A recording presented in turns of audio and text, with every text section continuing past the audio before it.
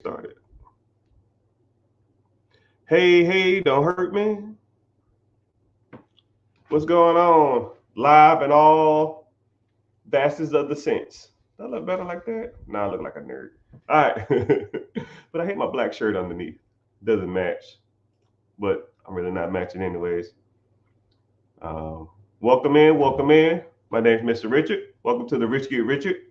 And somebody asked, what would I do? What would I do with what? What would I do with my life? What would I do with some amount of money? What would I do with anything? Everything's different. So, what do I do though? I talk about money, all different levels. I do a lot with businesses. I do a lot with credit. I do a lot with funding. I do a lot about investing. I do a lot about side hustles. We do it all here. So, welcome in. I'm glad you joined.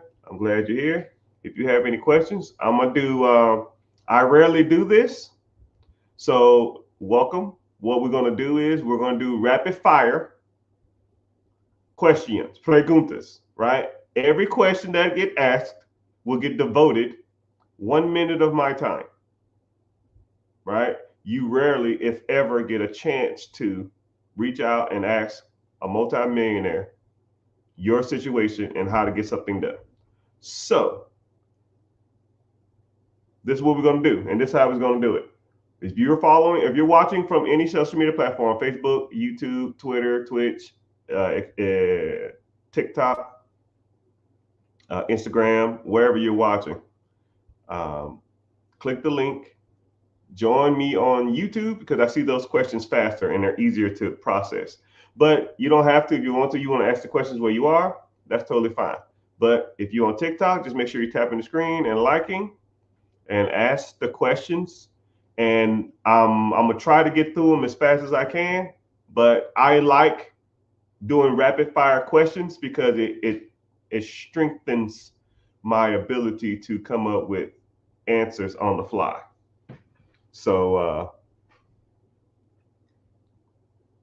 yeah. So I'm gonna give people the chance to come in. Hey, what's going on? I see you. I don't know how to say your name. I'm not even gonna try it, but hey there. So what's going on? If anybody wanna start off with the first question, I think someone asked, "What would I do with $10,000?" So you got multiple answers. $10,000 is not a lot of money, so you either have to go raise more money, or you can buy your first rental property with $10,000, or you can invest it in an ETF mutual fund or a compound interest account. Let that interest draw you interest, and then take a loan out against it. Someone said, "Have I heard of viscosity banking?" No. I hope it ain't like IULs or UILs or whatever that crap is. The infinite banking system, that stuff sucks. I don't know anybody. I know a lot of people who sell it or are into it. I mean, if you want to have me on your show, give me a green screen, a computer, and 30 minutes, and you'll never buy that shit again in your life. The way I teach how to get rid of infinite banking, it's almost undebatable.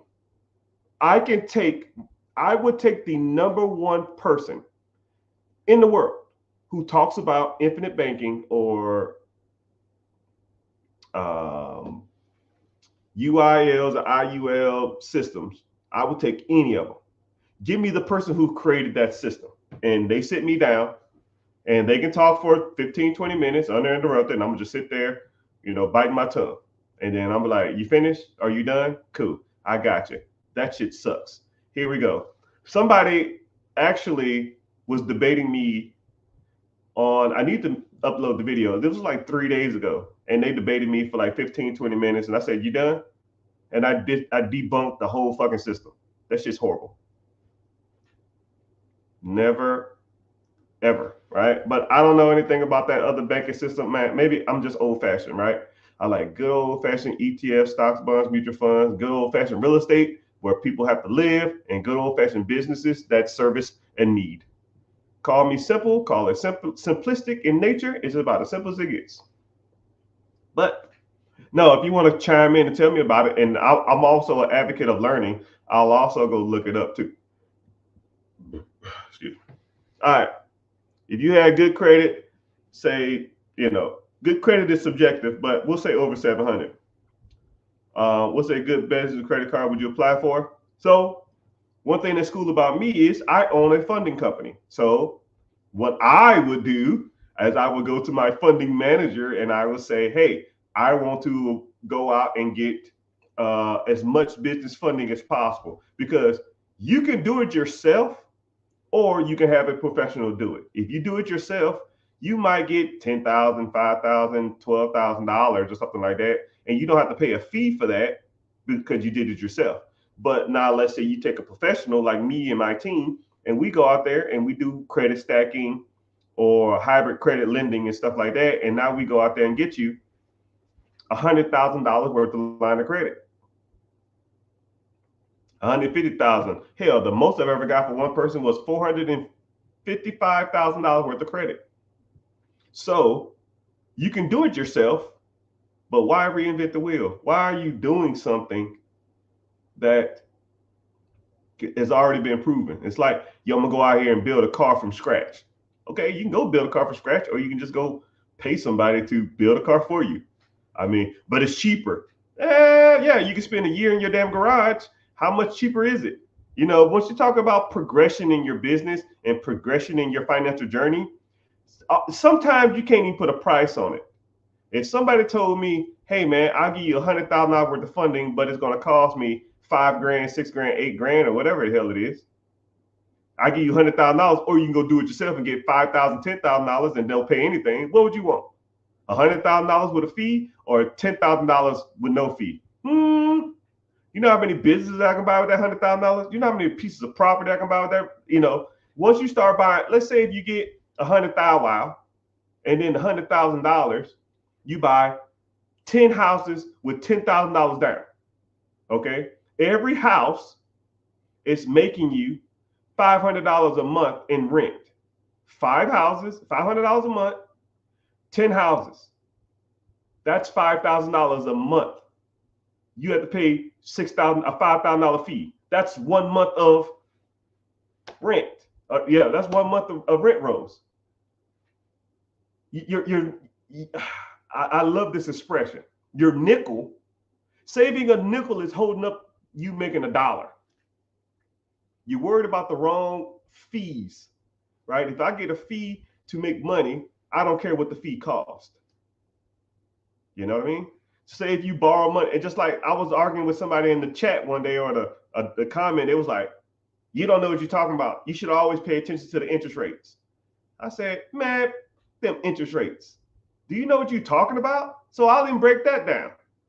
Let's say there's a $200,000 house.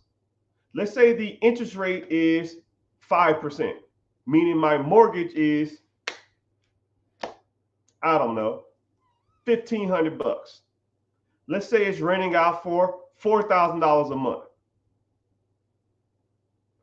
5% interest, $1,500 a month. It's renting for $4,000 a month. That's $2,500 profit. Take the same $200,000 house and let me put a 40% interest rate on it. 40% interest on $200,000. Let's say the payment is $3,500. But if it's renting out for $4,000, I still make $500 a month.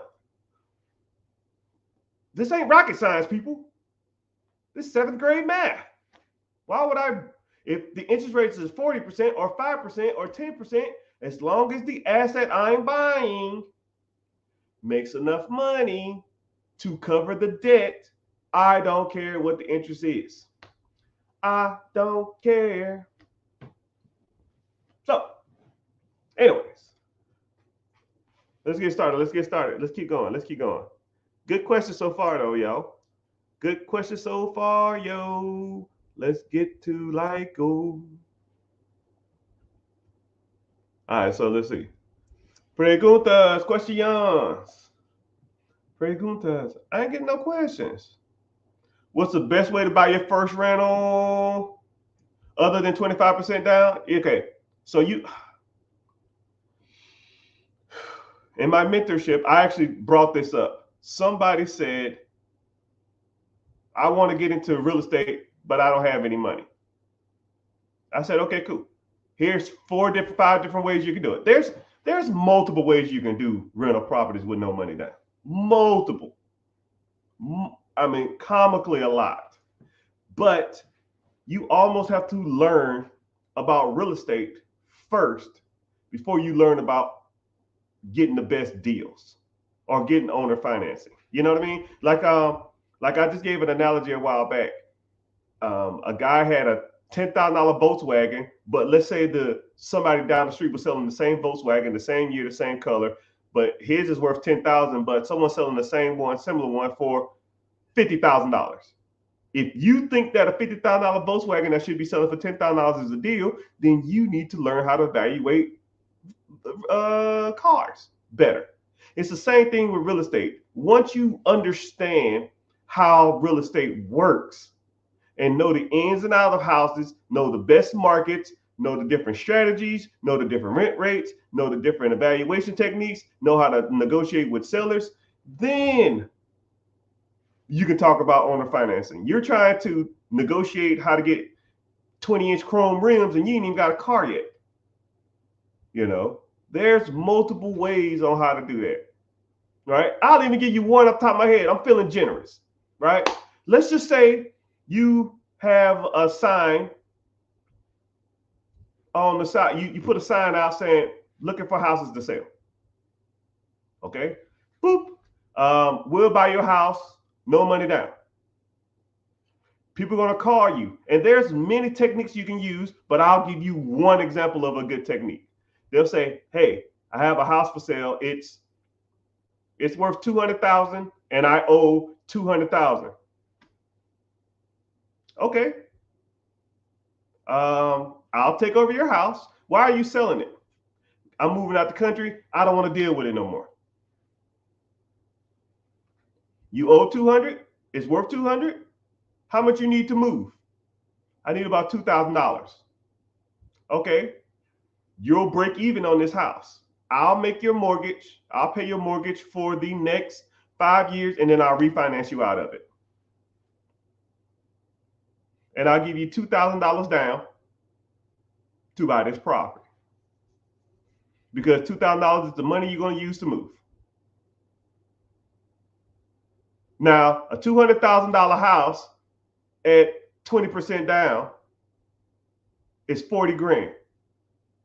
You move the person out of their house for $2,000. Or what is that? 1%?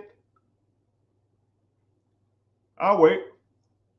You can put 1% down on houses, or you can put 20% down on houses. Hell, I gave you that one for free.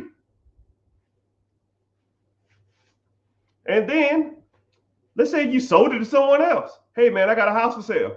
Well, how much you want for it? $200,000? Actually, $220,000. Hell, $210,000. I'll sell it to you for $210,000. Right? No credit check, no nothing. How much I got to put down? You put $10,000 down.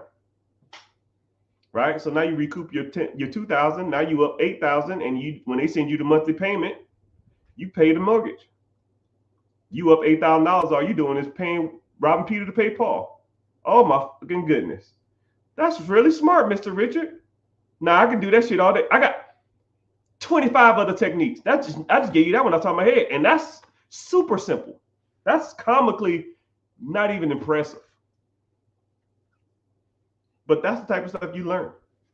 And I break it down way more in detail than that. You find a value in some of this stuff, man, give me a like, give me a follow. Please make sure you follow me on all social media platforms. I'm on YouTube. I'm streaming live. I'm live. I got 3 people from Twitter. What's happening, Twitter? See y'all. Please make sure you follow on Twitter, man. They make me pay like $15 to stream there. So at least give me a follow, or at least like one of my comments or something, man. Twitch is always bumping. It's always like one person from Twitch. I got like one Twitch follower. I can't even log into the account, but it's always active. But like I said, I rarely do this. Normally I get a subject and I'll talk all day. But I'm answering all live questions directly. So you got a question, You rarely get a chance to ask somebody with their shit together how to do something. So I'm breaking it down. Just ask the question and we can go from there. Someone said financing. Financing for a business? Cool. Let's go with a business. Someone said, how do you buy a absentee business? Okay, cool. You need a few things, right? You need one of three things. You need a good credit score, you need the down payment, and you need experience in that business. So if you don't have the down payment, you can go raise capital from private money lenders, or you can go raise the money from the bank, or you go raise money from friends and family, or you can raise money from other different sources. You can do partnerships, and you can do or syndication, business acquisition deals. Which, if you want to learn that, we can get to that. Then you got to have good credit, which good credit is good credit. You can even put the business in someone else's name if they have good credit. So you really don't even need the credit. You just got to put the deal together. And then you got to have experience owning that type of business, which you can hire the manager as a consultant for the business, which give you the experience. 1, 2, 3, right? That's how you buy a business. And then you have to know if it's absentee. You got to know ins and outs about money management, payroll, and stuff like that. But a lot of that stuff is teachable. Someone said they has a 770 credit score with $40,000 down. That's right on my alley, sir. You can have a business in the next 3 months if you wanted to.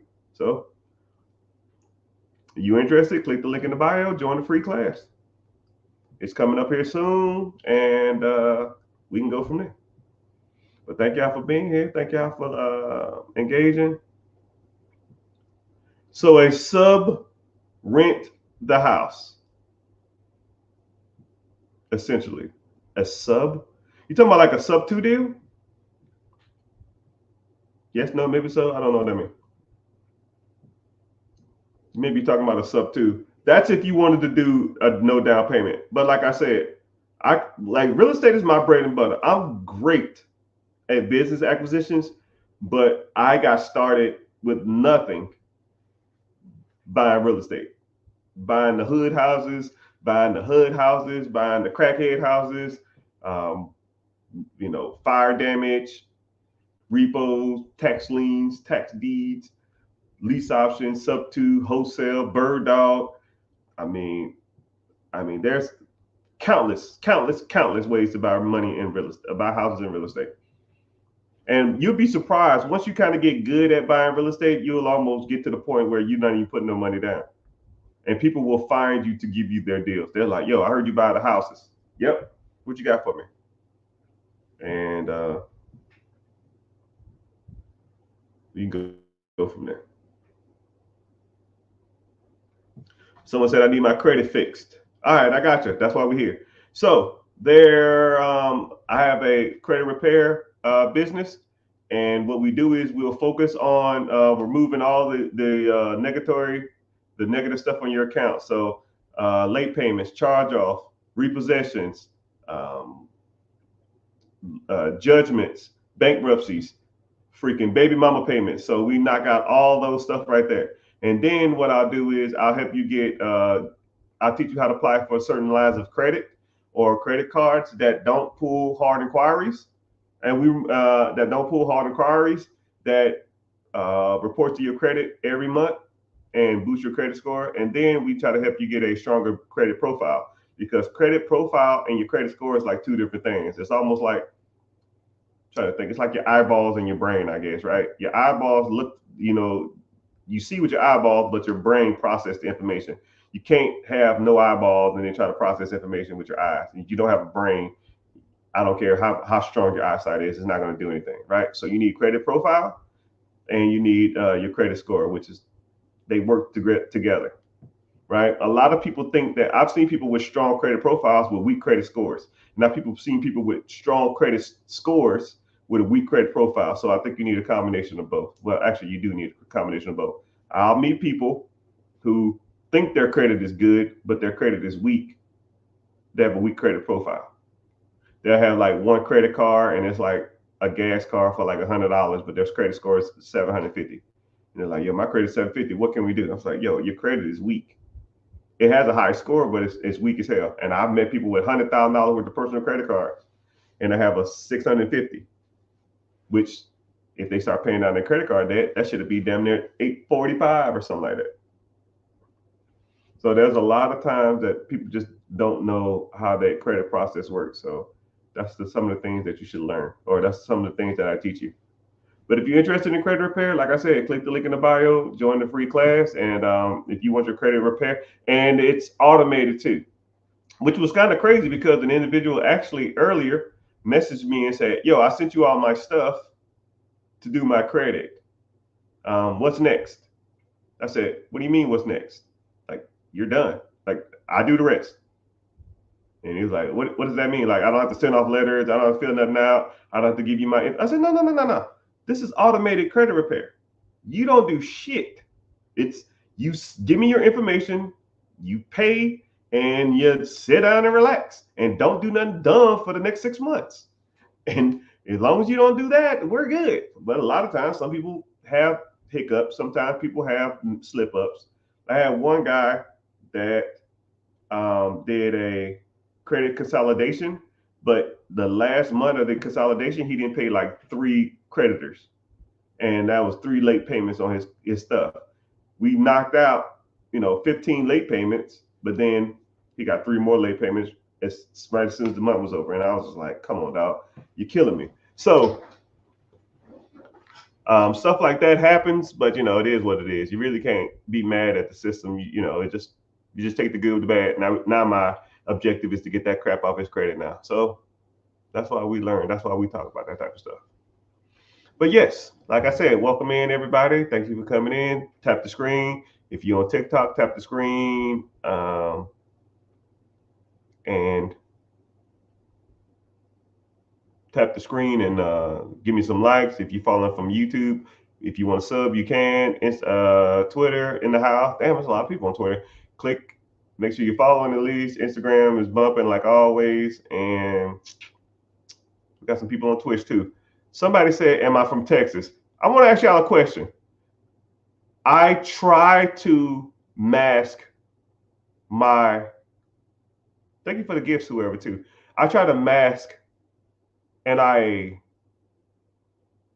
comically work on really hard on trying to mask where I'm from.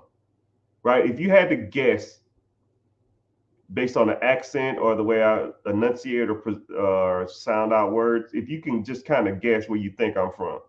A lot of people kind of won't guess. Somebody said Texas. Someone said Florida. No, not where I live. I'm talking like where I was born. There we go. If you let's play a little quick game, just to get some people comment and see where y'all think. Tallahassee. Damn, I sound like a Tallahassean. Someone said, "What's my thoughts on politicians?" You know how many times I got asked that question, and then I have to give y'all a reality check on politics?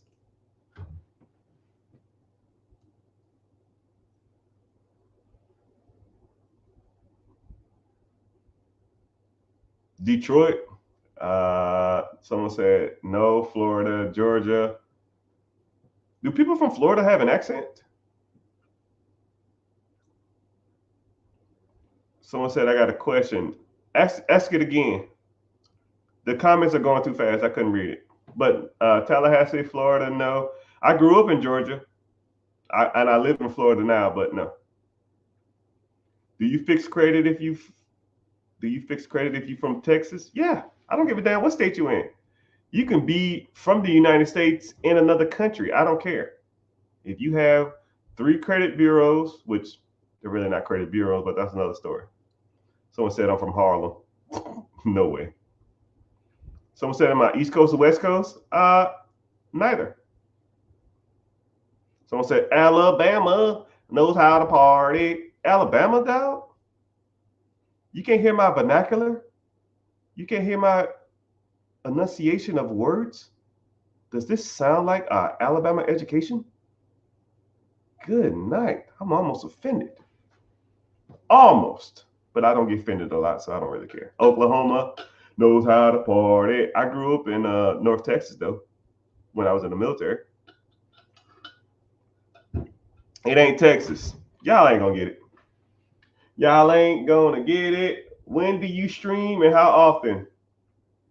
I'm new here. Well, hey, how you doing, sir?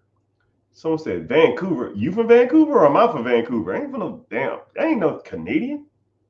But I stream a lot. Ask the individual in the comment section. I can't never read their name. You said hood and crack house, so it must be Chicago.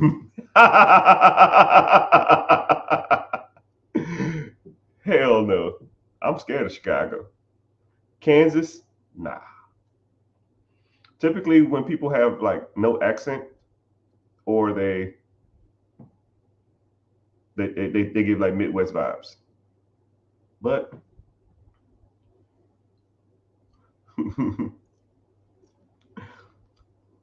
but make sure you follow it too, sir. I see you just joined. Appreciate you. But Kansas, no. The islands, no man. Do I sound like I'm from the islands? Do I have an accent that's really thick? Iowa? Ain't no brothers in no Iowa. Missoula? No, that's Midwest. I'm not in the Midwest. Y'all won't get it. That's good. I'm highly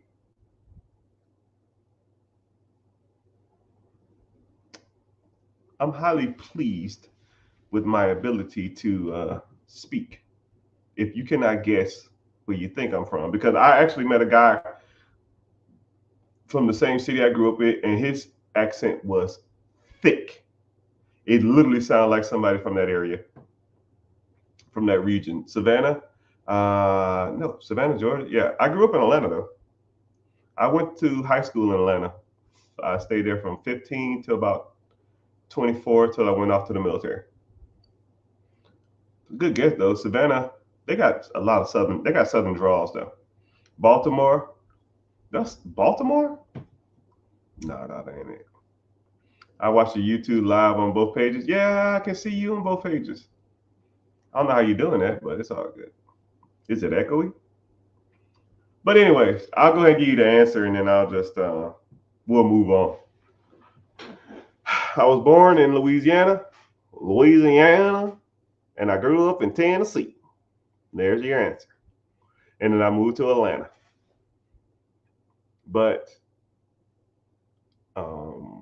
I had to develop, when I was in the military, they trained me, Greenbow, Alabama, I Force. So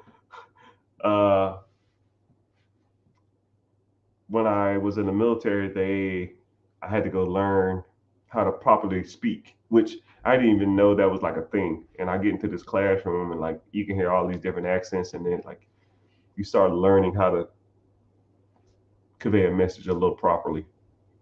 And if your accent and all the mannerisms that you have will fall off once you are like formally educated on how to public speak properly.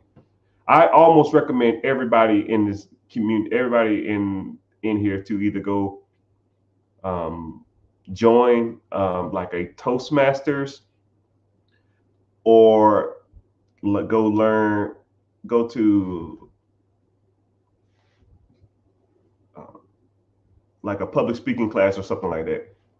It is the best investment in yourself that you will ever make in your life. Because when I talk to people over the phone, let's say I'm doing, I don't know, $1 million deal, or I'm buying somebody's property, or I'm trying to buy a portfolio of something.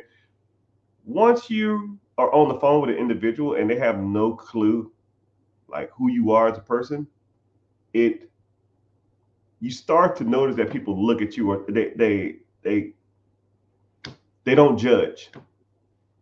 You know, like if I got on the phone, how you doing, sir? My name is Mr. Richard. I'm just reaching out to see if you're interested in selling this property, and I would like to know if $30,000 cash will be suitable for this acquisition of this home. If it is, give me a call, and I would love to conduct business with you and learn everything you can about the ins and outs of this property and this deal. Let's get this deal wrapped up. They're thinking I'm some old ass snooty white dude, and they see me in real life at the closing table. They're like, I got bamboozle. You a brother. Gotcha, bitch. I think of public speaking and debate. Okay, now mind you, public speaking and debate in college and high school is totally different because I took public speaking in high school and I took public speaking and debate. No, I took debate and public speaking in high school, and I took public speaking in college. But when you go and learn from like people that only thing they do is specialize in public speaking, it's a whole different game. Like I didn't learn when I learned in college or in when I learned in college or I learned in high school, I never learned about like verbal distractors. I never learned about like run-ons. I never learned about pitch, tone, just everything. It's different. Someone said I sound like, yeah, it's about simple as it gets. But I think if you close your eyes and listen to me, I don't sound like a black dude, a middle-aged black man, right? So I guess it's kind of good. You should really start practicing proper public speaking. You'll be surprised on how good you can get. But that's a whole nother story. So let's get to the questions, preguntas. I'm not gonna stay on too much longer if we're gonna sit here and talk about nothing. But how long was I in the military? I did 21 years. U.S. Air Force. Served under multiple presidents. I met most of them too, that under my tenure. And yeah, there's some weird dudes. There's only one of them that I liked. Everybody else was a butthole. But that's a whole another story. So I'm streaming live. The objective of the day is to ask whatever questions you got for me, and I will try to answer them in like a 1-minute form. A lot of times when people ask me questions, I don't have a chance to get to them, or I'm talking about another subject. But whatever question you got, you can ask, and we'll go from there. Okay, someone said recommend a high yield savings account, and is really worth it, or should I put it up, or is it really worth it? Okay, so I don't believe in savings. Savings is like one of those weird words, right? Why are you saving anyways? Like if you have, I call it objective saving. So like if you're saving up money in a not in a savings account in your bank, saving accounts in the bank suck. They're like 0.5% interest or some crap, which don't do anything if inflation is 3 on average. So if you're putting your money into a high yield savings account, that must mean that you're going to be making 4% to 60%. If you're making 4 or 6%, you're beating inflation, but you shouldn't leave it in there long term. You should have that money in the account. Let's say if you have 5,000 while, 10,000 while, you want that money in that account for a short amount of time until you either start moving it to somewhere else or put it into something else that makes more money. If you got $10,000 and you saving up $300 a month to potentially buy a house, cool. To buy a rental property, cool. To buy a business, cool. But if you're just putting it there just to make interest, don't do that. There are way better performing assets out there that do 10 times better than a high yield savings account. So high yield savings account's cool, unless for short term, anything if it's gonna be more than like 6 months, get into something a little higher. Rate of return, ETFs, mutual funds, stocks, that type of stuff. Do 10 times better. Let's go with, what do you say is the best move for a 23-year-old with little savings? Sir, I'm gonna say this once. Compound interest fund that tracks the stock market, dollar cost average over your lifetime. Like one thing about money, one thing that can't, money is good, time is better. Okay? Let me see if I got my calculator up. I really didn't want to pull this up, but let's say this. Let's say the individual is 23 years old, and let's say he invests $200 a month, which is not a lot of money. Most people can afford $200 a month. He's starting out with zero. He's 23, and let's say he go till 63, right? and he does nothing else. He just does this. He puts $200 in the account. One, say if he get paid on the 1st or the 15th, on the 1st he put 100, and the 2nd he put 100, or the 15th he put 100. That's $200, right? And say he set it and forget it. It just takes it out of his account. He don't give a shit about it. He did that until he's 63 years old. And let's say he's worked on his some jobs. He probably bought a couple pieces of real estate. He bought a business here. He worked a regular job and do shit else, right? One thing about this strategy, it's a like icing on the cake strategy, or it's the default strategy. It's will happen regardless of whatever happens. A lot of people say stuff like, well, what if I die? Well, if you die, you're not going to give a fuck about no money that you have in your account. You're not going to be in heaven and be like, I had $193,000 in the account that I didn't get a chance to spend. This is fucked up. Shut your ass up. That don't even make any sense. Like, so why even talk like that? It's just a weird mentality to me. But let's say this individual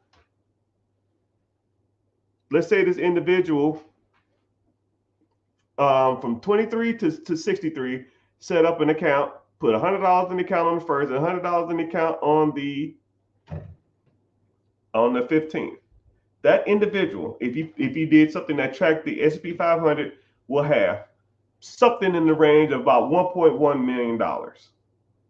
$100. And that's not even a lot of money. $100. When you're 63 years old, you will have $100, $1.1 million. And the interest on that account will be producing somewhere in the range of $130,000 a year. So whenever you're 63 years old, oh, damn, my math off. 23. I did 53. I'm so sorry. I was like, wow, that ain't a lot of money. 23, 33, 43, 53, 63. Okay, now that's a little better. Now it's $4.1 million. $4.1 million when he's 63 years old, and you will make in interest, this is where it gets good. Just in interest, you'll be making $505,000 a year. So when this individual, Mr. I don't know how to say your name, when he or she, whoever wants to do this, don't give a damn, you can buy into this account $100 a month for the next 40 years of your life. You'll have $4 million, and you'll make $505,000 a year in interest from 63 to 93, whatever, who gives a shit. And then you put the $4 million in a trust.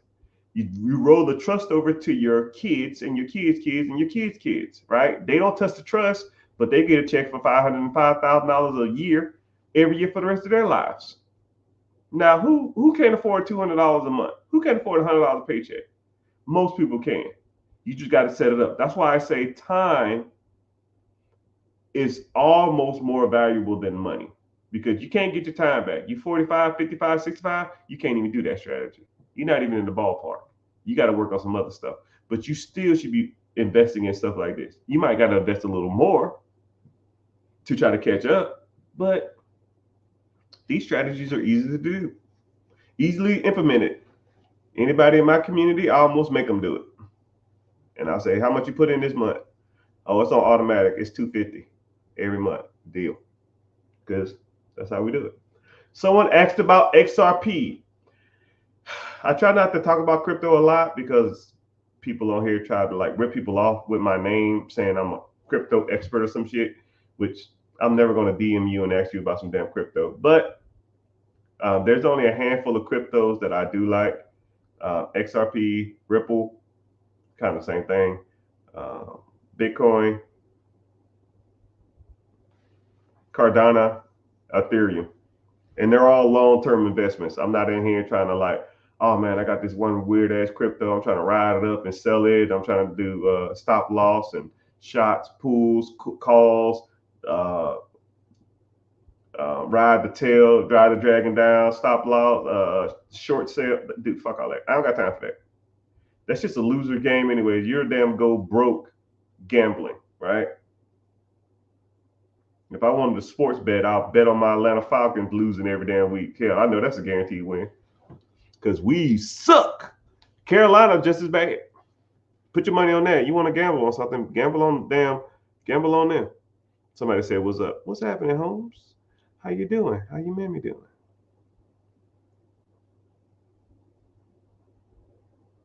What type of Roth IRA or okay? What?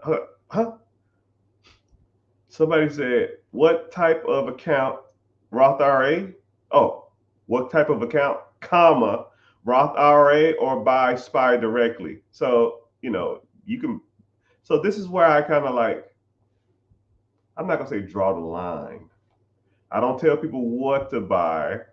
I just tell you about different things to buy. And you kind of just make up your own opinion, right? But an IRA, which is an individual retirement account, so you have a 401k and you have an IRA. You can have a Roth 401k, you can have a Roth IRA. You have a traditional IRA, you can have a traditional 401k. 401ks ran through your job. Normally they have a match. Interest rate's not as good. And then you can do a Roth if you're an individual. If you are a individual who want to invest yourself, or you're an entrepreneur, or you're self-employed. So that's a retirement account. IRA, individual retirement account. SPY is an ETF that tracks the S&P 500. It's like buying a portfolio of stocks. Not the same thing, first of all, and they're two different investment vehicles. But invest at your own risk. I like them both. Say word. Someone said thanks for the help. No problem. What are your opinions on tire shop businesses? Like a lot of people always ask about different businesses. What about this type of business? What about, okay, here we go. I don't give a damn if it's a laundromat. I don't give a damn if it's a daycare, nail salon, hair salon, tanning booth, tire shop, clothing manufacturer. Like the vehicle is irrelevant. Where are you driving to and how fast you need to get there? That's what you need to focus on. A tire shop, like there could be 3 tire shops. One $1 million, the second one $1 million, and the third one $1 million. One is producing SED at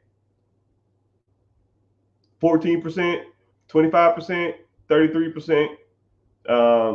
One has gross sales of 90%, 80%, and 75%. Which one is the best one? Right? You got to know the difference. You got to know the difference between gross sales and SED and cash flow. You got to know the difference between gross sales, net sales. You got to know employee staff. You got to understand owner, absentee versus owner operated or semi absentee. You got to understand accounts receivable, accounts payable, year to date, tax returns. I mean, it's not hard. It's hard to say any industry is better than any other industry without looking at the finances. Show me the money and I'll tell you if it's a good deal or not. But if I just had to base it off of no money, do I like tires? Sure. Everybody needs fucking tires. Everybody. Even though if you get a flat tire in a Tesla, you can't take it to a regular shop and get tires. It's kind of weird. So you got to take it to a Tesla shop to get Tesla tires. So I hope, hopefully that doesn't be like a standard industry standard amongst everybody. Make the tires only specific to specific cars, and you only can go there. Then your tire shop is irrelevant. But I think that if I had to look into a tire shop, I would want a tire shop that did like oil changes and servicing at the same time, because that's where you make your money. Tires is like a specialty of a car. Why not focus on the whole car instead of a specialty of a car? Why would you focus on like something that do oil changes and servicing? Because servicing, it's like the gateway of the automotive industry. Hey man, how you doing? I need an oil change. Cool. What we're gonna do is we got a 33-point inspection that we do on every car free of charge. You don't mind if we do it? Yeah. Okay, so we're gonna do an oil change. We'll do the oil change. We're gonna do that 33-point inspection. Hey, how you doing, Mr. Jonathan? Cool. What's happening? Yeah, we did your oil change. Before you come in though, we did our 33-point inspection. There's a couple things. One, your cabin air filter is dirty. We can do it for $30. Your windshield wipers are bad. We can do those for $30. Um, your radiator is leaking. We can do that for $200. And you need new brakes, and we can do those for $300.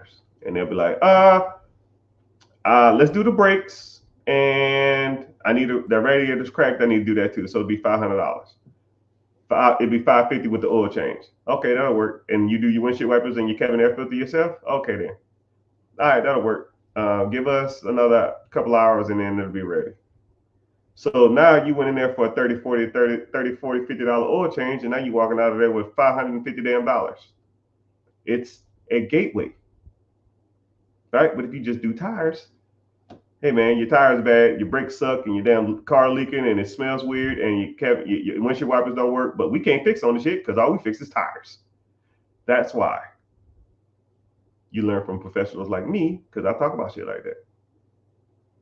Say word, word, say word, word, say word, word. I'm just here to laugh. You here to come in just to give me a headache. But what's going on, man? What's the question? What's the word? Like I said, subjects before is that we're talking, and you can ask me any questions you want to. You want to talk about entrepreneurship? You want to talk about starting a business? You want to talk about buying a business? You want to talk about real estate? You want to talk about any of that stuff? Somebody said a tire shop in the hood is gold mine. Yeah, you get all your damn tires stolen too. Brother, a tire shop anywhere in America is damn near gold mine. You know? So don't ever think that.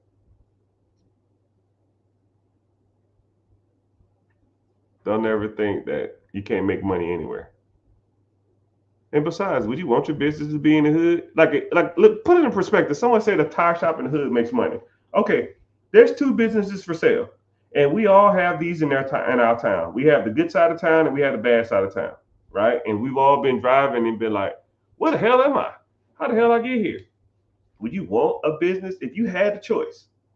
Let's say, and I'll even put it like this. I'll even make it financial. So I'll give you some kind of like reasoning. Let's say there's a business for sale. Let's say there's a business for sale in the hood.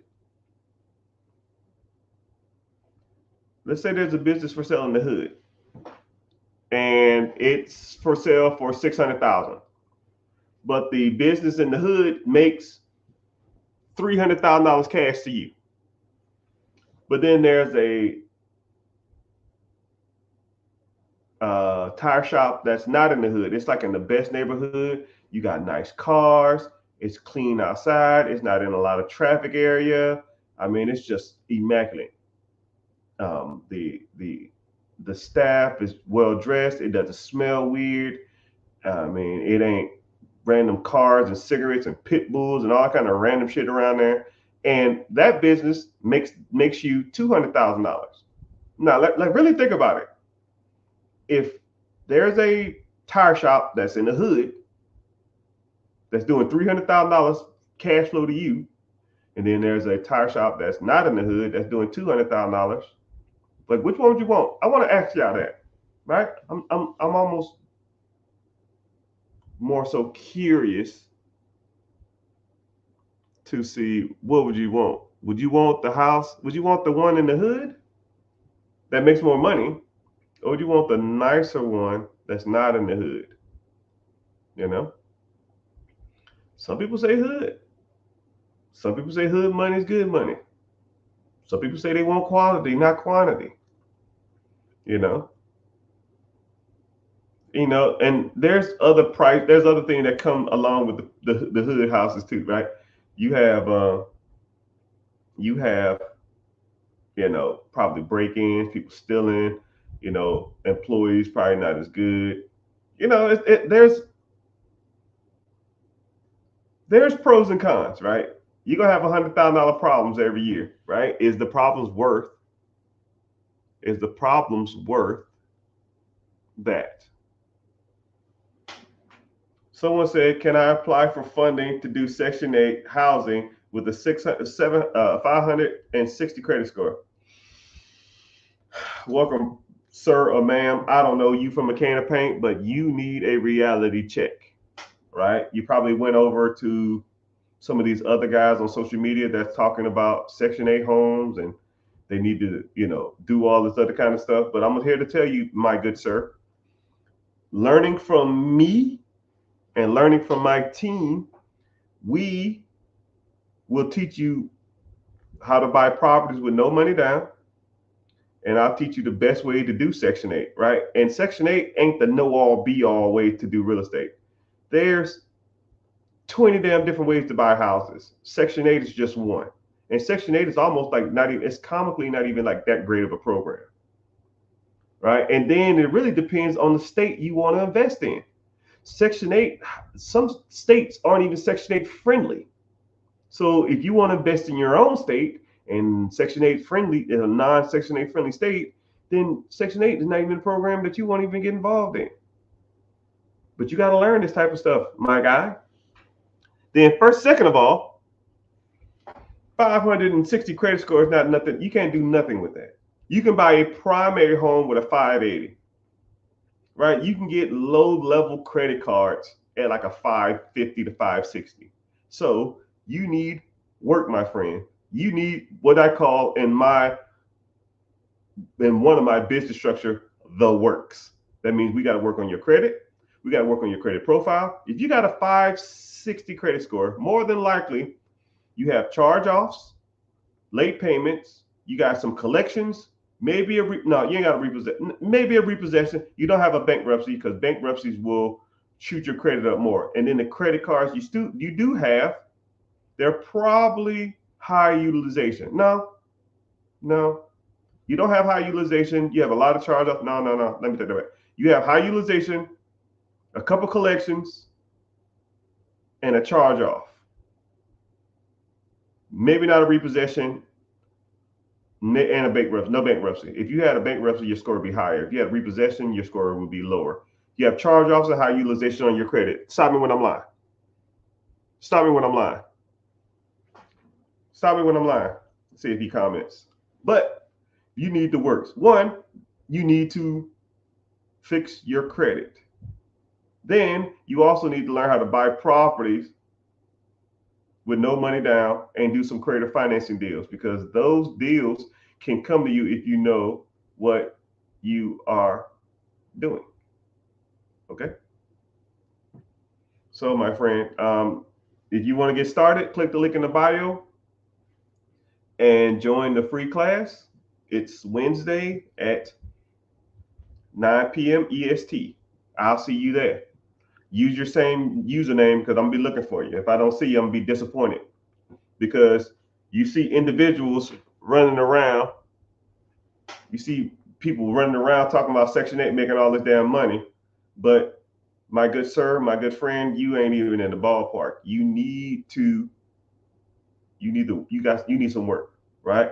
Join the tax class. It's not a tax class, but I talk about taxes if you want to, which I own a tax preparation business too, which I review your taxes for free. If you in the mentorship or the coaching, I review it for free, right? If you're not in it, I'm gonna charge you because you're not wasting my time.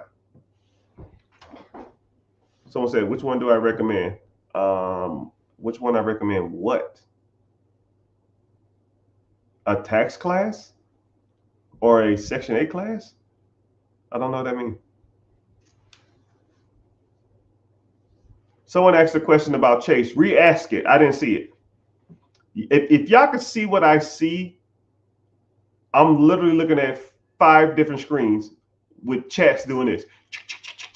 And all I'm doing is processing, right? But I'll answer the question. I just have to see it. And then every time somebody joins the live, it'll kick out the question.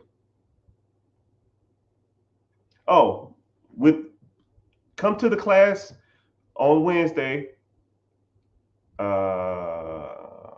at 9 p.m. EST, and I'll break down whatever you need. You'll see exactly what you need. You'll know 100% without a shadow of a doubt which one you know, right? But I know for sure you're gonna need some credit repair, right? Someone's talking about I have a Chase credit card and I'm considering letting it go to collections.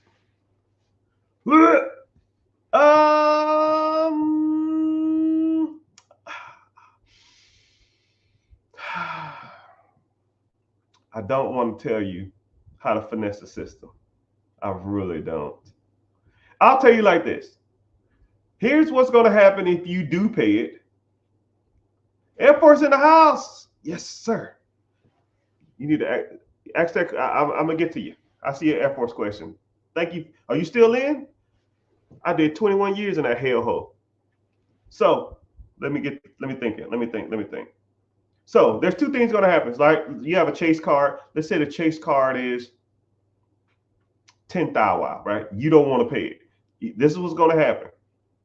And this is what's crazy about Chase too. So I almost never recommend anybody defaulting on Chase because Chase, they have a memory like an elephant. You default on a Chase credit card, they're gonna remember that shit for life, right? You're gonna be like 50 years old tomorrow. Yo, I need a Chase Gold card. They'd be like, you remember this in 2024, 25, 26? Yeah, that ain't happening. So. But this is what's going to happen. Say if you didn't want to pay it, this is what's going to happen. Your card is going to be, they're going to give you a late payment, and then your card is going to be closed. They're going to do 3 late payments typically. Then your card is going to be closed, and then that card is going to go to collections, or charged off, and it's going to be sold to a collection. The collection agency is going to buy that $10,000 debt for like $50, and then they're going to call your ass every month until like probably like a year from now. And they're just gonna keep calling, trying to get anything. They'll try to settle with you. You can settle with them probably for $1,000 because they paid $50 for it, so they make $1,000. But if you pay the settlement, it does nothing to the charge-offs and the late payments that's still on your credit from Chase. That has nothing to do with them. It doesn't even reflect on your credit that you paid off a collection. So collections are almost a joke. It'll just say collections it'll say collections open, collections closed, or collections unserviced. So I'm not telling you not to pay a collection, and I'm not telling you not to pay your creditors, but I'm just letting you know that that's the process they're going to go through. So then after about, a year, something like that, they're just going to give up on it. This is a loss. We're not getting any money from this individual. So they're gonna take that money and they're gonna charge out the $50. So your credit is gonna look like a battle zone. You're gonna have 3 late payments, 3 months, say this month, next month, and the month after that, 3 late payments. Then you're gonna have what's called a charge off. And then the account's gonna be closed. And then they're gonna send you, it's gonna say collections, and it's gonna say collections failed, collections closed. So on your credit, you have 3 late payments, which are 1 late payment is horrible, 3 of them is real bad, and it's probably going to go to all 3 bureaus. So now you technically have 9 late payments. Then you have 3 collections, all 3 bureaus, and then you're going to have 3 charge-offs because they charge off the debt on your credit. So now you have 9, 12, 15 negative items on your credit. And then you find someone like me, Mr. Richard, and say, hey, Mr. Richard, I heard you do credit repair. And I'm like, yep. Like, what you got? He's like, I got 3 charge-offs per bureau. I got 3 late payments per bureau. I got a charge-off for collections from Chase. All right, cool. Send it to my team. My team gonna be like, due to the Fair Care Act, you can't blah, blah, blah, blah, blah, blah, blah, blah. Get it off. Late payments, pretty easy. Some charge-offs are pretty easy. Depending on who you go through, we can get most of that stuff off. So now you got all your collections off. You got the charge-offs off, and you got your late payments off. And now your credit is good. You paid me not even a 20th of the price you would to let that car go. Say if it's $10,000, I'm not even going to charge you close to that.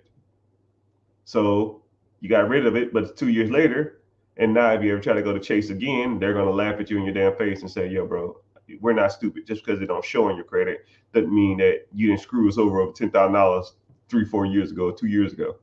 But then while you're waiting on that, you can pretty much can't apply for credit for the next 2 years until that process closes out. You can't get a house, you can't get a car, you can't get other credit cards, you can't do shit, right? And this $10,000 credit card, a $5,000 credit card, or whatever kind of credit card, is that worth not paying it? In my personal opinion, no. But I use a lot of my credit for other stuff. You know, if I go out to the bank and I say, "Hey, bank, I need a $50,000 line of credit," and I get $50,000, is a $10,000 Chase card that I don't want to pay worth me not getting $50,000 worth of credit? The answer is no. That's just me, though. You got to answer that question yourself. But that's just my opinion. I just break down the process and I give you your options. You do with that information as you want.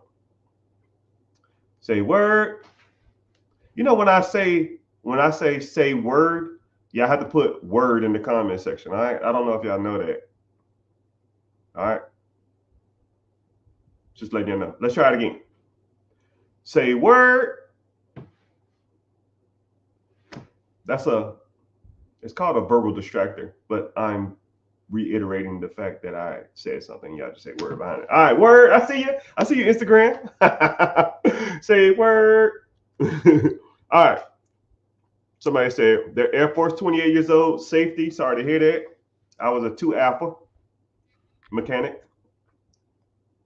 700 credit score, which is always good. You got to have it in the military. I have $35,000 liquid in IRA. You know how full. Do you have a TSP or you have a different 401k?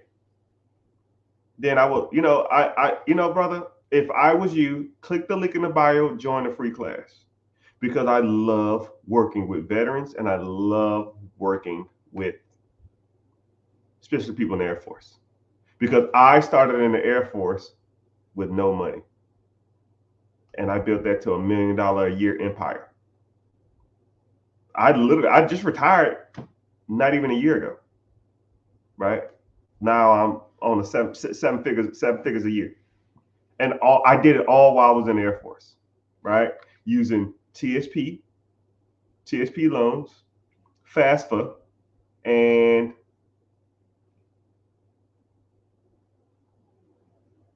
VA loans. My first property was a VA house. I used zero down and I rented it out for $1,500. And my mortgage was 8.25. I was making $575 for my house for zero down. Say word. Word. You have no idea where to start? Yeah, click the link in the bio, brother. I'll help you out. You got 14 years left? Yeah. So what we'll do is, if I was you, I would maximize my TSP contributions, especially if they're matching. You're probably not in the blended retirement. You're probably in the straight up TSP one. Make sure you're in Roth. Make sure you do the match. For every 5%, they give you 4. And then I would probably start getting into other. And I was looking to buying homes, and I was looking to buying businesses in my area. Oh man, dude, you can do all kinds of stuff, man. You can do all kinds of stuff. Somebody laughing when I say word. You got a lot of stuff going. But I say that all the time, and no one ever rebuttals with that. Can you dispute 2 or 3 of them?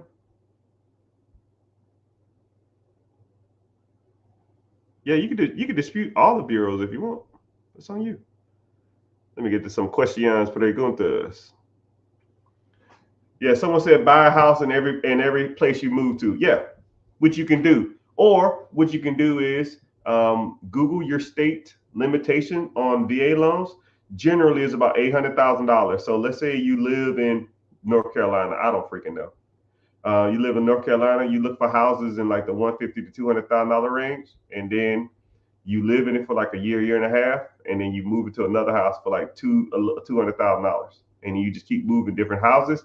You can buy 4 houses with 0% down, or you can buy a VA. If you have a VA home loan, you can look into duplexes, fourplexes, and quadplexes, 4 units with 0% down. Say word, word. I'm gonna keep saying that now. Where do you start disputing bankruptcies and foreclosures from 2019? Off your credit. It's kind of weird though. Like I have a credit repair team and they dispute everything. We try to get rid of everything off your credit, right? I want the clean slate. We knock out late payments. We try to knock out bankruptcies, foreclosures. We try to knock out repossessions. We try to knock out charge off, all that stuff. And then also what we'll do is we check your name and see if your name, like some people, one guy had a name. I'm not gonna say his name out loud, but if I told it to you, no one in this comment section probably could spell it right. And his first and his last name was like that. So I had to just dispute his name spellings. His name was misspelled 21 times on his credit. And just fixing that, his score went up like 70 points. I've had people who had like 10 addresses in the last 7 years, right? What's your current address? Boom. Let's put that on there and everything else can go. It doesn't contribute to your credit. It shows that you're inconsistent and unstable. So now get them off the credit. Now you make your credit profile stronger. Things like that. But yes, if you want my team to do it, I can knock it out. But I almost can't just sit here and break down how to try to dispute off of credit repair, off bankruptcy and foreclosures. That's like bankruptcy and foreclosure is like the Michael Jordan and LeBron James of credit. It's like the biggest thing out there, right? Now I might could sit here and try to explain to you like a couple late payments or something like that, but even that is a little way more difficult than I want to deep dive into on this discussion. But I talk about this stuff all the time in my community. I break it down. If you want to learn it, we'll talk about it, but most people don't. All right. How to establish business credit without buying stuff from vendors, Uline, Sunbelt, Home Depot, real estate lots. Yes. Yes. Welcome, my friends. This is my specialty. Oh, man. Sir or ma'am, I think I see you in the comments a lot. You, my friend, need to get your butt in my class. You have been learning a technique that hasn't been effective since 2018. Trade lines, net 30s, net 50s, net 30s, net 60s, net 90s has not been utilized. Dun & Bradstreet is the company that tracks those systems. Dun & Bradstreet is in a class action lawsuits. They're not even tracking people no more. So for those who don't know, I'm gonna kind of put y'all on some game because a lot of people don't know that this was even a thing. And a lot of people don't even know how this process even worked. So 2019, 2020, it was a company. So there's for years, the private sector and the bureaus and all these different kind of financial institutions had a issue with trying to track business credit and differentiate business credit from personal credit. And they've tried all different types of techniques. I mean, since the damn 80s. I'm not going to go into detail about that crap. Y'all don't care. But for the sake of this argument, I will get to this one right here. There was a company that came out and said, yo, we will track people's business credit and report to the bureaus as people pay their trade lines or people pay their vendors. So they said, okay, cool. This company is called Dun & Bradstreet. Dun & Bradstreet said, okay, if you want to get lines of credit, you need to go out and get vendors or you need to go out and get trade lines. And the trade lines, they'll give you lines of credit. Lines of credit can be paid over 30 days, 60 days, or 90 days, or a net. The total net is due in 30 days. Net is due in 60 days. The net 90 days. So that's a net 30, net 60, net 90 come from, right? So people went out and did all this bullshit. I even did it too, right? So you go to like Uline, Grainger, Sunbelt, Home Depot, all these other different companies, and you say, hey, I need to get a vendor. I need to get a trade line with you.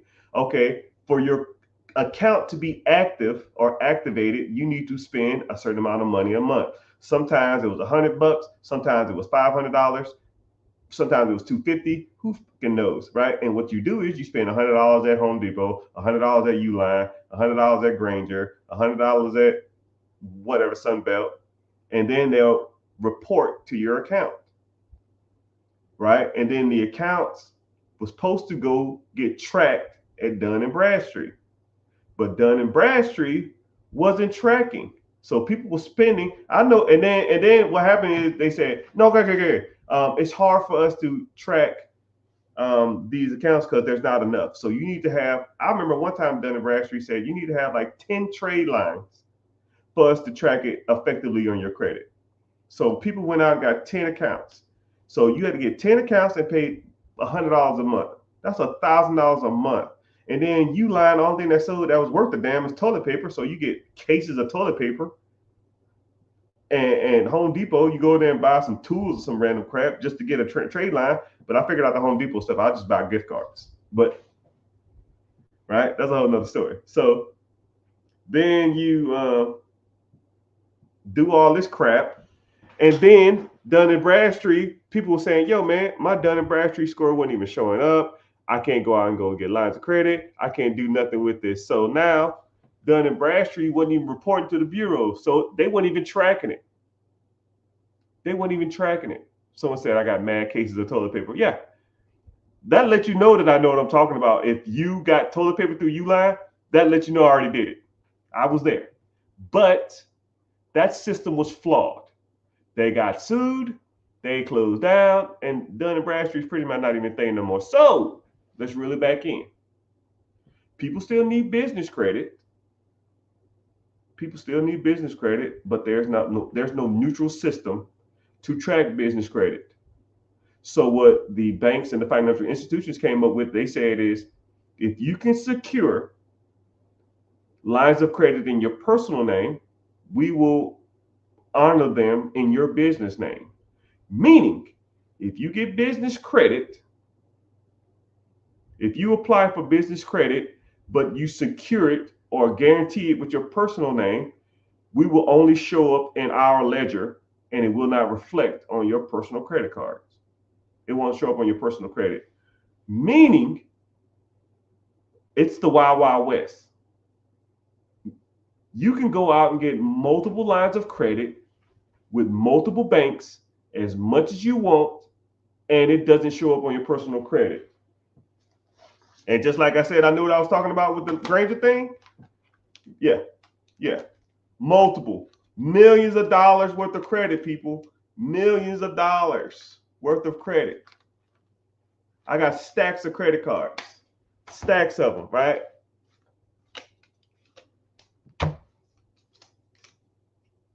Let me bust some out for you. You know?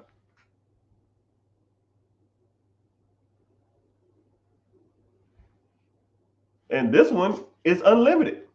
And y'all know this, listen.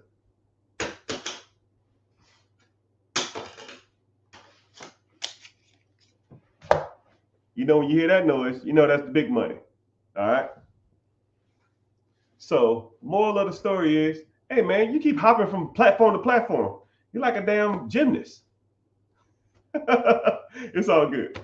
Talking about military star is pretty. The military star is pretty.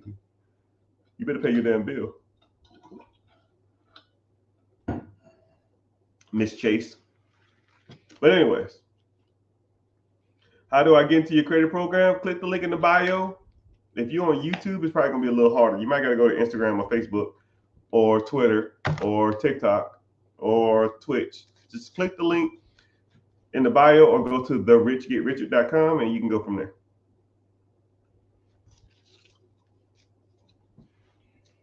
But that is a great question about the net 30s. That shit don't work, man. It's trash. So if you want to use in the program or use in the community, I will teach you how to secure business credit in your personal name. No, sorry, secure business credit with your personal credit. and then the business credit doesn't even show up on your personal credit. I mean, let's say if you get $50,000 credit card from Chase and it doesn't show up on your credit unless you default. I mean, shit. Now you can go get multiple lines of credit everywhere. I got like 5 Chase cards, and then that's per LLC too, or S corp or C corp or sole proprietorship. So if you have 3 LLCs, as long as you secure the debt, you get a $50,000 credit limit per LLC. So now you get 3 lines of credit, 3 lines of credit at $50,000 a piece. Now you got 150,000. Wow. Now you can put $10,000 on a property. So my guy who was talking about Section 8, now he can put $10,000 down on a property. He can buy 15 properties. Say if every property is making in $500 a month, 500 times 15 properties. Now him or her making $7,500 a month. This is not a game, people. $7,500 a month is an extra $8,250,000 a year. Can you use an extra $82,000 a year? I'm sure you can. And you use other people's lines of credit to do it? You fucking righty. Freaking right, doggy.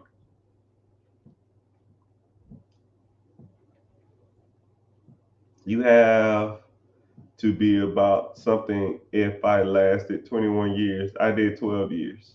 Oh, hell yeah.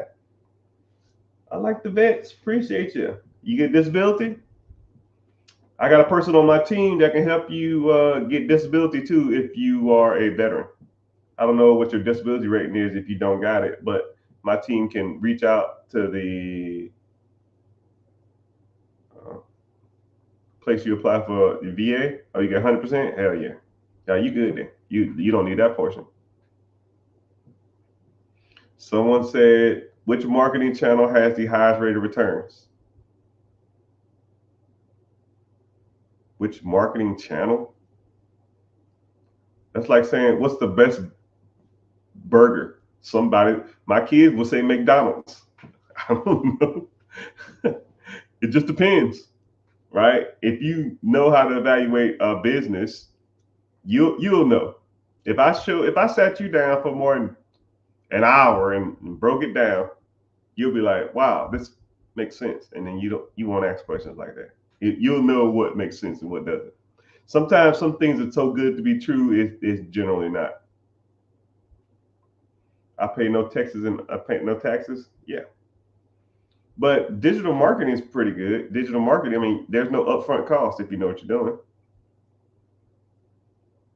But it really depends. That's a vague question. It's kind of hard to say. That's a hard question. It's too vague. What's the best anything to buy? What's the best hat to buy? I don't know. It's your opinion, right? But then you try to look at rate of returns. Some industries probably have better rate of returns than others, but I don't know. Some of them don't.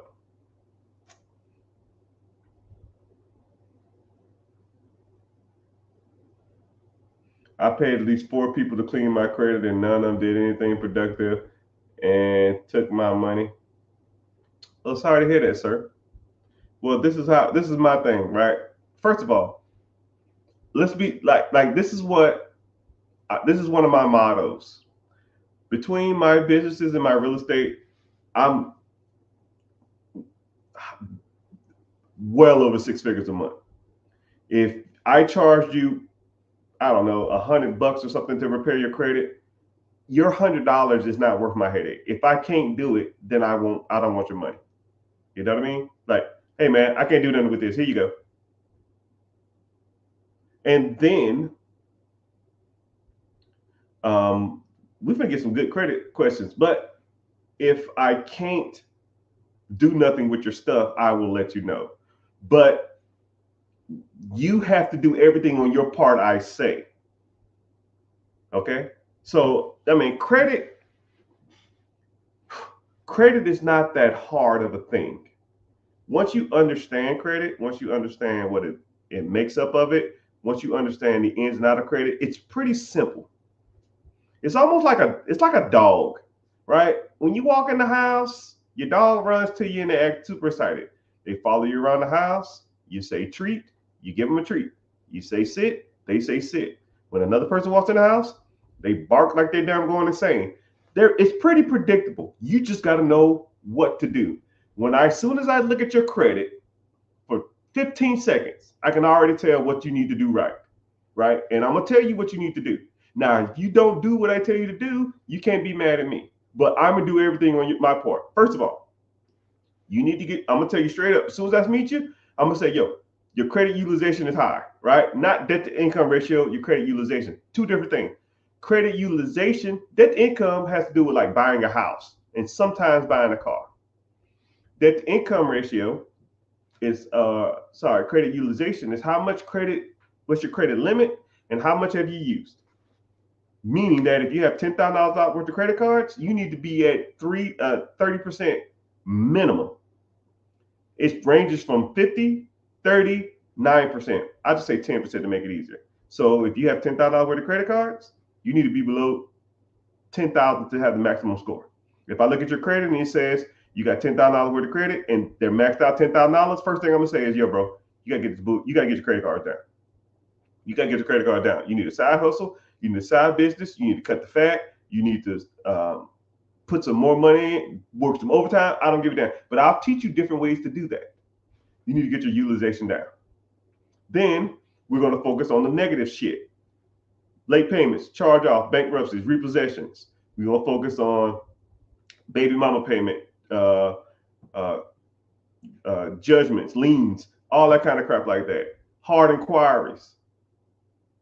And we'll try to knock out as much of that crap as possible. If you do what I tell you to do, I'm going to do everything I can, right? I'm not going to guarantee you anything, but if you do what I say to do, we'll put a dent in it. I promise you. And then the process, we do multiple rounds of disputing. And if we do 6 disputes at 35 days a piece, that's about 190, 200 days. And if you're still not satisfied after that 6 disputes, we'll go for another 5, 6, whatever. It's your world. And we're just going to keep trying to get it. And if we can't do it in 12 disputes, if I dispute your credit from multiple different bureaus, from multiple different people, from multiple different avenues, with multiple different techniques, it just ain't meant for you to get that shit off your credit. You just going to have to wait your time. And then you got to do everything else. But I will teach you different ways to make your credit stronger and make your credit profile stronger. Is that fair? Right? You interested? Click the link in the bio. I got a class coming up Wednesday, 9 p.m. EST. But that's a great question, yo. But I'm not like other people because I don't need your money. I really don't. And if you're not satisfied, here you go. I don't care. Me being harassed for a couple $100 is not worth my time. Right? I'm up here, man. Yo, man, you took my $200. Here, shut the fuck up. I don't care. Bye. Don't care. Are you happy? Like, I'll even give you a great example. It was this one lady. She signed up for, what was it? She signed up for the program. I think she was in it like a week. It wasn't even a week. It was like 2 days, 3 days. And she said, hey, I got to talk to you about something. I think I changed my mind. I don't want to do it. Okay, call this number. Okay. Hey, what's going on? How you doing? This is Mr. Richard. How can I help you? Oh, you picked up the phone? Yeah. I said call me. You called. Okay, cool. Hey, I paid for this, but I don't think I'm going to use it, and I don't want to waste my time or your time.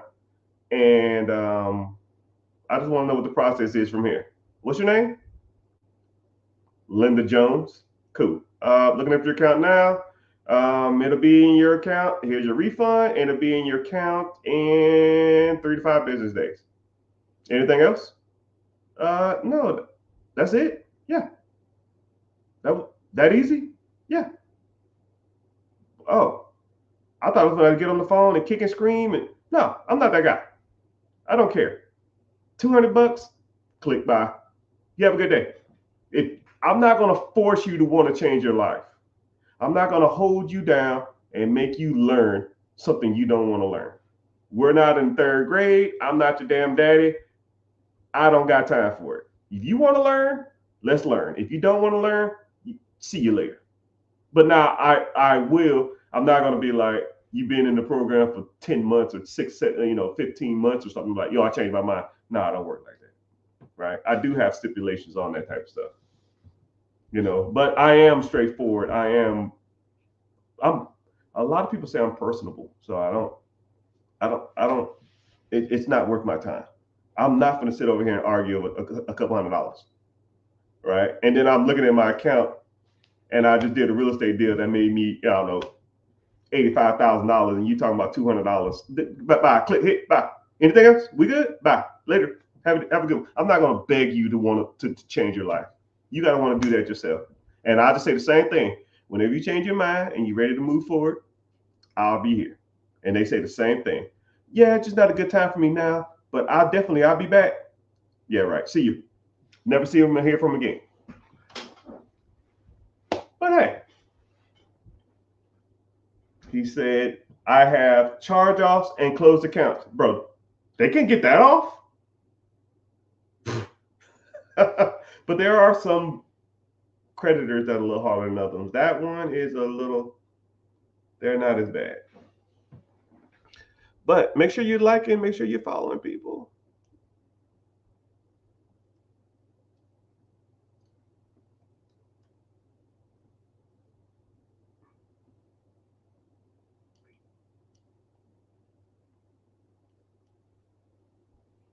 It's not worth my time, people, I promise you.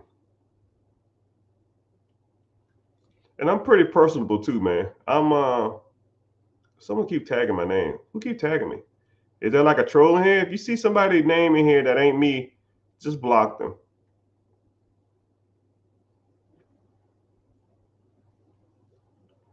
Laser Ghost. Why y'all look so mean in y'all profile pics? Ooh, somebody ain't even following.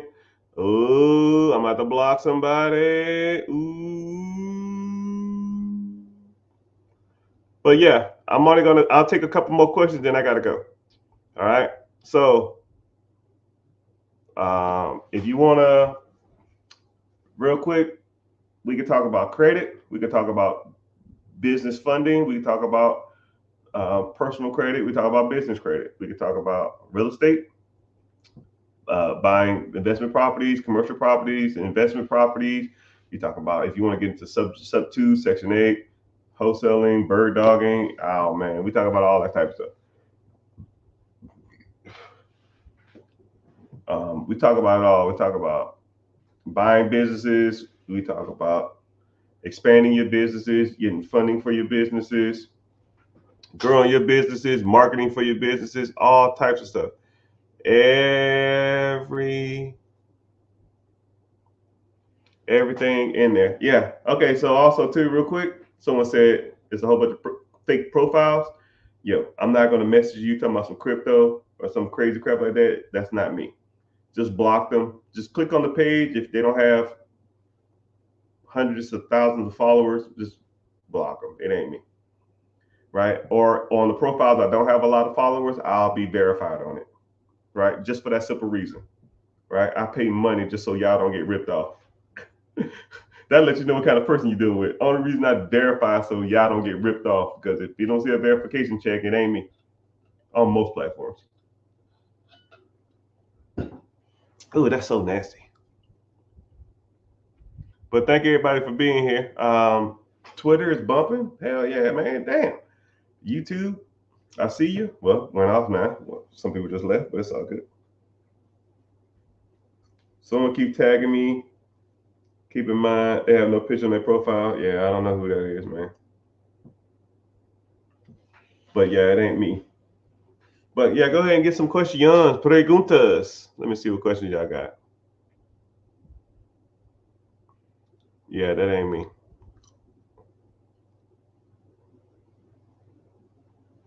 Can you answer my question? What question? I don't see no question. Okay, someone said, how long does it take you? Re-ask the question.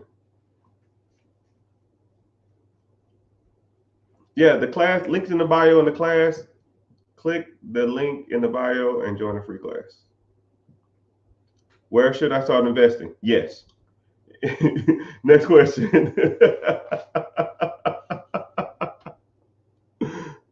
Where should I start investing? Yes. All of it. Someone said my business funding.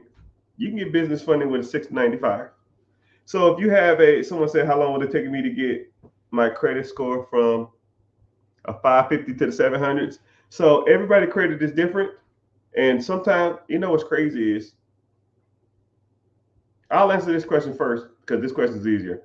How fast can I get business funding? If you have your proper business structure and you have good credit, 3 weeks. Anyways, to take you from a 550, if you have a 550, like I said, you have, so anything in the low sixes is one thing, one bad thing. You might got a late payment, you got high utilization, you might got a repossession, you might got a charge off, but you can't get a charge off without late payments, or you might got a bankruptcy. If you are in the high fives, you have typically one of two things. You have high utilization on your credit cards, you have charge offs and late payments, maybe not a bankruptcy, but maybe a repossession. If you in the low sixes, low sixes, you don't have high utilization. Low fives, you have high utilization. Now, if you're in the mid fives, you have the works. You have damn near everything except a repossession. You have damn near everything except a bankruptcy. If you have like a 630, then you just have probably a bankruptcy and probably have a bankruptcy, which you can get rid of.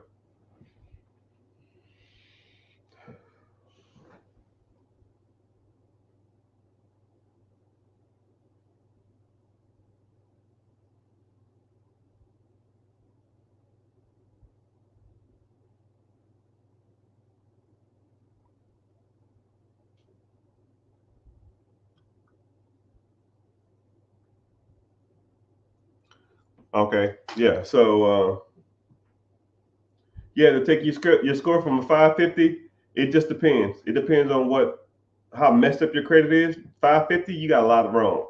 You probably got high utilization. We got to get that down, and then I got to work on your credit profile to make your credit profile stronger. And then we got to get rid of your late payments, charge off, bankruptcy, repossessions, hard inquiries, and all that kind of crap like that. But what's crazy is the highest I've ever seen someone go up is 181 points in 3 months, 2 months, 180 something in 2 months. It's the highest credit profile I've ever seen. That's the best we've done, which we putting in work. That shit's not easy, right? They had a lot jacked up, but it is what it is. What can you do with $50,000? You can be rich. That's what you can be. Or you can not worry about bills. I can tell you that much. High utilization and late payments and a collection. Wow. It's almost like I knew what I'm talking about.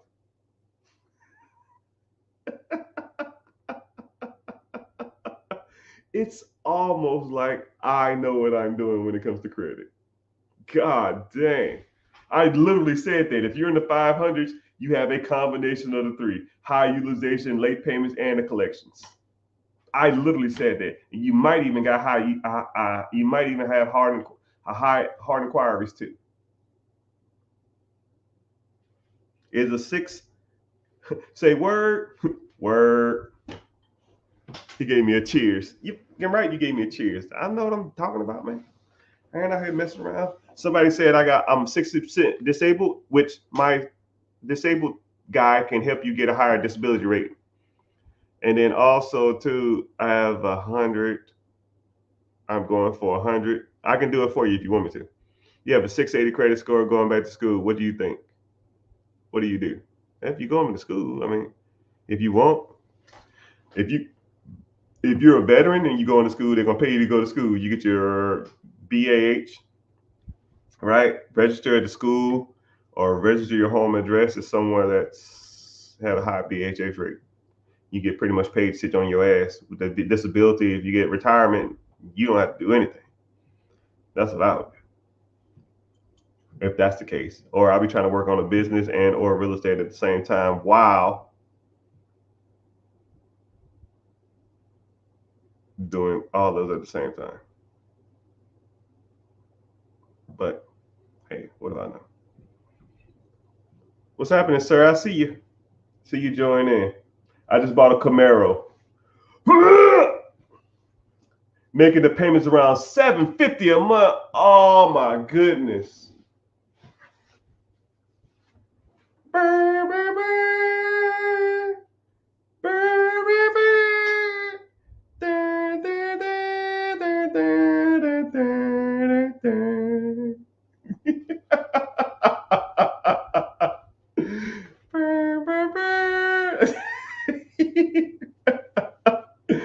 God dang. Young brother, how old are you? Or young ma'am, I don't know, I can't see your picture. Not the Kevin Samuel. Hey, if you follow me, that's gonna be snipped. That shit, you are a meme. I'm gonna say it again just so I can pick it up. How old are you? 23. Oh my goodness, brother. R.I.P. Your finances is done. Okay, my brother. It is what it is. It is what it is. God dang. Tell me about the car, man. I just saw a video when someone did the Hellcat. Ooh, the $750 a month, man, you can be rich and you don't even know it. I mean, it's almost nothing you can do now. You can do a handful of things. You can do if you don't want the car, you could just either try to pay it off early, which I mean, mind you, probably in a damn 6-year, 13% interest, some crap like that. Probably 2013 or something. Probably something ridiculous. God dang, people, y'all killing me in these damn cars. Anyways, you can do a voluntary repossession, which I wouldn't recommend doing. You can sell it to someone else. You're probably gonna take a little loss on that. You can sell it to a dealership like CarMax. You probably take a little loss on that. You could sell it to somebody, tell someone to take over your payments. You can do that. You can rent it out on Turo if you want to do that, just to recoup some of your monthly payments every month. Or host it on like another car rental site. Dude, you got some options, right? I'm not gonna sit here and just dwell on multiple options. If you was a client of mine, I would literally sit you down and be like, yo, bro, this, I don't know how much you paid, I don't know how much you owe, I don't know how much any of that shit. I would break it down though, and we can kind of go from there. But $750 a month for anything is a lot. Hell, $750 for a house at 23 years old to me is a lot. But that's why we learn, right? I'm not knocking you, right? It's two different types of people in the world. It's people that talk shit and don't help, and it's people that talk shit and do help, right? I'll always probably make fun of people's situations because it's kind of fucked up, because no one's out here educating people, but I always will give my guidance and my expertise on those type of situations, right? I would,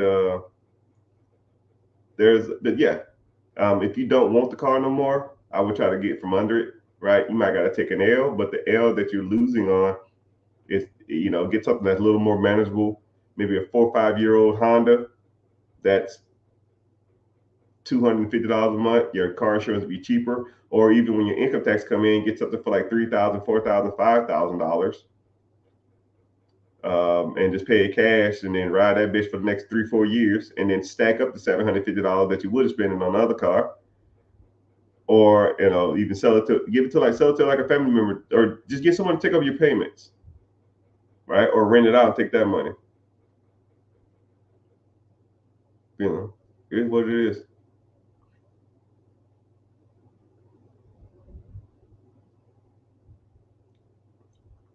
But yeah, let me see. My vacation to my, I charge my vacation to my credit card. Hold on.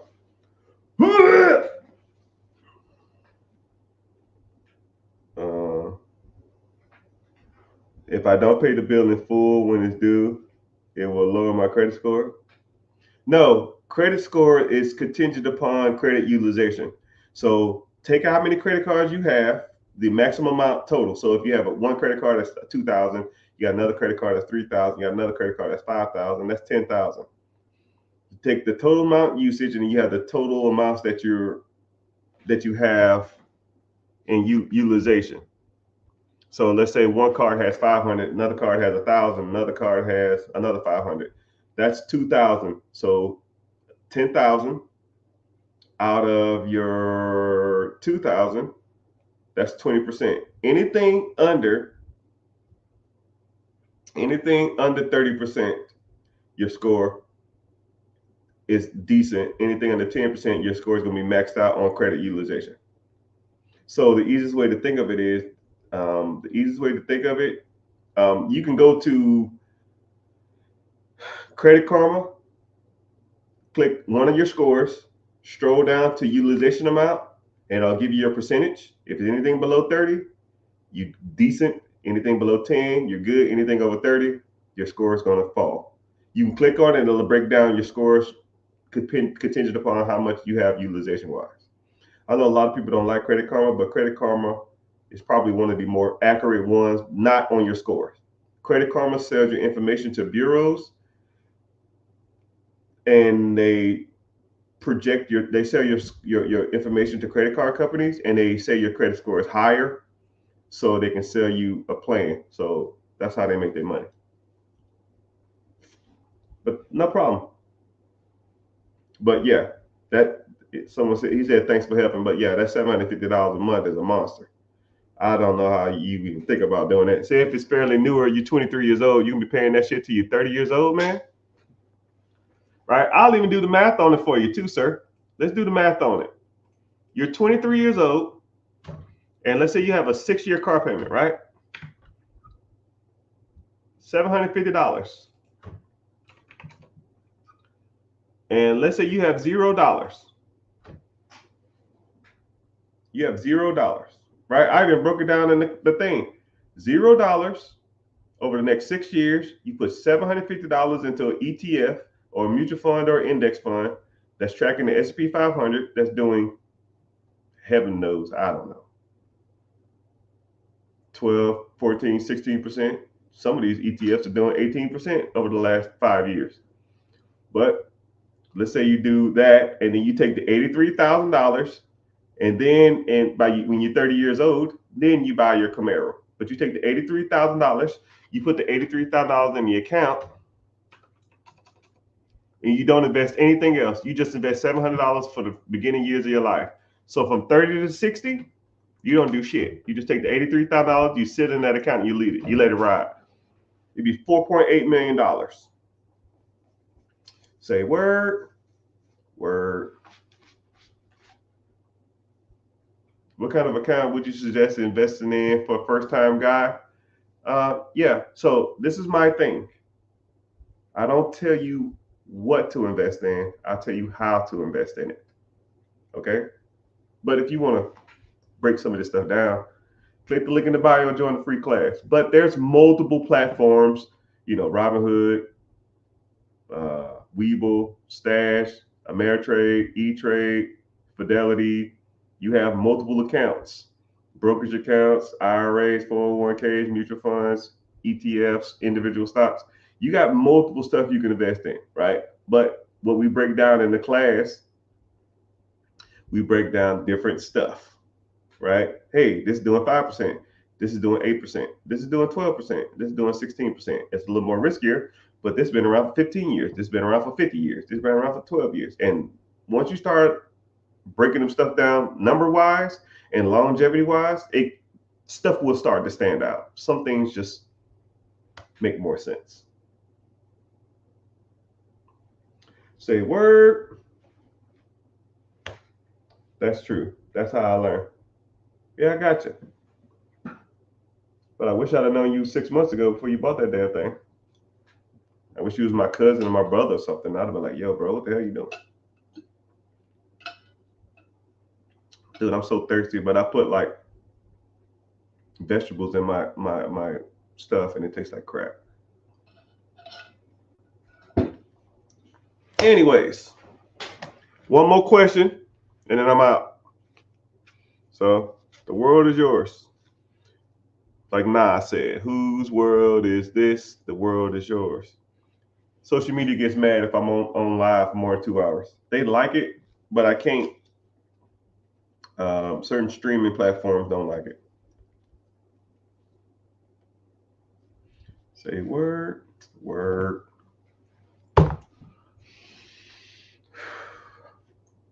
So, one more question. We talk about whatever you want.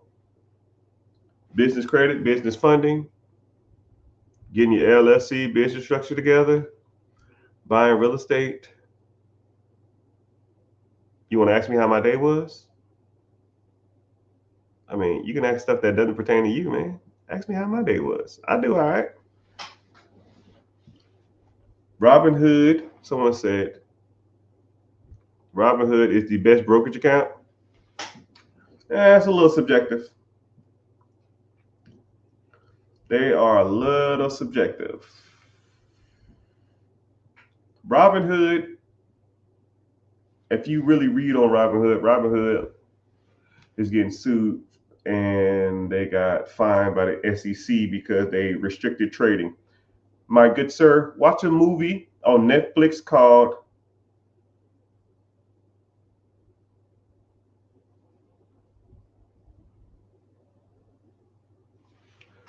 Brain Fart. Normally I'm pretty good at this stuff, but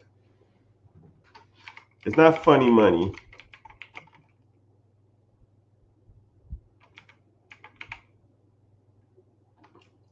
Let me see. Robin Hood app stock movie. If y'all know it, say it. Stock movie.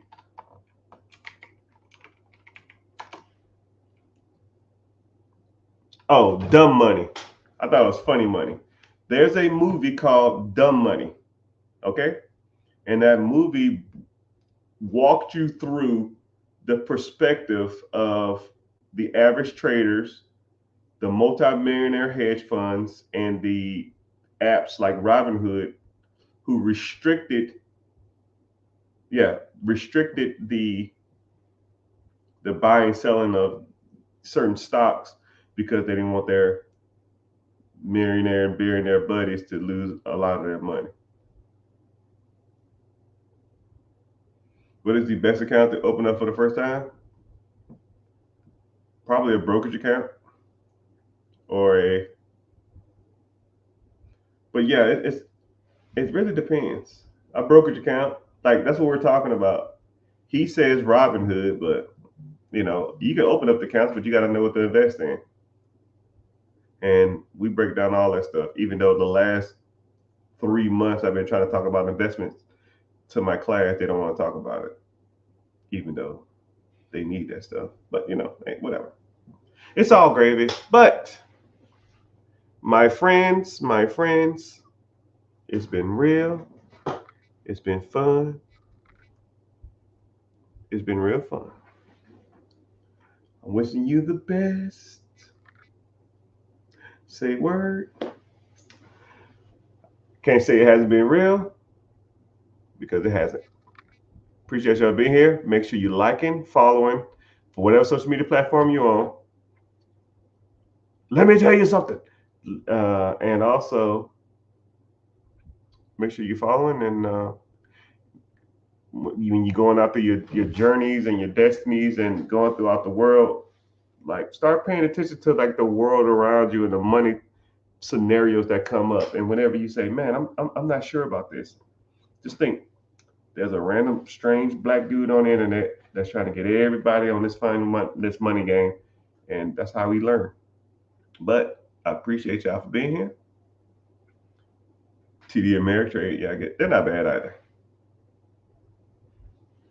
But the vehicle is irrelevant. What are you buying in the vehicle, right? Thank y'all for being here. It's been real. It's been fun. But it has been real fun. Later, dudes.